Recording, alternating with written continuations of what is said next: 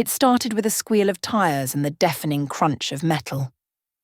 One moment I was driving back home after a grueling double shift at the diner, and the next, my car was spinning, glass shattering around me like fragile ice. When everything stopped, the world was silent except for the distant hum of the radio playing an old pop song, grotesquely out of place amidst the wreckage. I blinked, trying to gather my senses. Pain radiated from my left leg, sharp and unforgiving, but the adrenaline numbed the worst of it. Blood dripped from a gash on my forehead, warm and sticky. I couldn't move. My leg was pinned. Panic set in as I fumbled for my phone, only to realize it had been flung somewhere out of reach. Then, the headlights of another car cut through the darkness. A woman rushed toward me, her voice shaky but firm as she called for an ambulance. Her presence was a lifeline. I remember murmuring something incoherent before the pain overtook me and everything went black. When I woke up, the sterile white ceiling of the hospital room greeted me. My leg was in a cast, and my body ached in places I didn't know could hurt. A nurse, kind with a soothing voice, told me I had suffered a compound fracture in my femur and a concussion, but was lucky to be alive. "Did anyone come to see me?" I asked, my throat dry and raspy. The nurse hesitated, her expression carefully neutral. "Not yet, but we've contacted your family." My family. My parents and my younger brother Ethan, who had always been the golden child. He was a prodigy, a math whiz, a chess champion, and now the recipient of a national academic award. My parents' pride in him was palpable, often overshadowing anything I did. But surely this was different. Surely they would be here. I waited. Hours turned into a day, then two. Each time the door opened, my heart leapt, only to sink when it was another nurse, a doctor, or a delivery of flowers from co-workers at the diner. My phone buzzed with a text from my mom. "Mom, heard about the accident. Hope you're okay. Ethan's award ceremony is tomorrow. We'll call after. Love you." I stared at the screen, disbelief washing over me. They weren't coming. This wasn't the first time I'd felt like an afterthought. Growing up, Ethan's achievements always took center stage. Piano recitals, science fairs, debate championships, you name it, he excelled. And I was the average sibling. Good grades, but not extraordinary. Talented in art, but not enough to win awards. My milestones were met with polite applause while Ethan's were celebrated with parties and glowing praise. I'd learned to accept it, or at least I thought I had.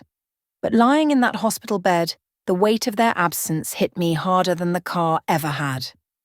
They chose Ethan's award ceremony over visiting me after a life-threatening accident. How could they? When the nurse came to check on me, I asked for a notepad and pen. If they wouldn't come, I'd write to them. Maybe seeing my words would make them understand.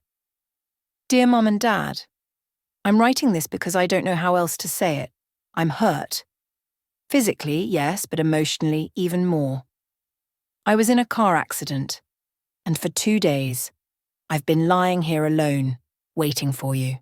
I kept telling myself you'd walk through the door any moment, but you didn't. I understand that Ethan's award is important. He's worked hard, and you're proud of him. But was it more important than me? More important than knowing I'm okay? I needed you, and you weren't here. This isn't just about the accident. It's about years of feeling like I'm not enough for you, like I'll always come second to Ethan. I love him. He's my brother. But I wish just once you'd make me feel like I mattered as much as he does. Please think about what I'm saying. I don't want to feel this way anymore. Love, Sarah." The next day, Ethan showed up. He looked sheepish, standing at the foot of my bed with a bouquet of wilting daisies. "Mom and Dad wanted me to come after the ceremony," he said, avoiding my gaze. "They said they'd visit tomorrow." "Tomorrow?" I repeated, my voice flat. "Don't bother. Tell them I'm fine and not to worry." Ethan shifted uncomfortably. "Look, I know they're not great at showing it, but they care about you." "Do they?" I snapped, the words spilling out before I could stop them. Because it sure doesn't feel like it. They care about you, Ethan. Always have. I'm just the backup kid. He looked stunned, like I'd slapped him. That's not true. Isn't it? I countered, tears stinging my eyes. Do you know what it's like to be invisible in your own family? To know that no matter what you do, it'll never be enough? Ethan's expression softened. Sarah, I didn't realize. No, you didn't, I said bitterly, because you're the one they're always looking at. Ethan stayed longer than I expected. He asked questions about the accident, about my injuries, about how I was coping. For the first time, he seemed genuinely interested in me, not as his sister, but as a person. By the time he left, some of the anger had ebbed, replaced by a tentative sense of understanding. When my parents finally arrived the next day, I was ready. I told them how their absence had hurt me, how years of being overshadowed had taken a toll. To my surprise, they listened. My mum cried. My dad apologized. It wasn't perfect, but it was a start. Healing, both physical and emotional, took time. My leg mended with the help of physical therapy, and my relationship with my family improved slowly, but steadily.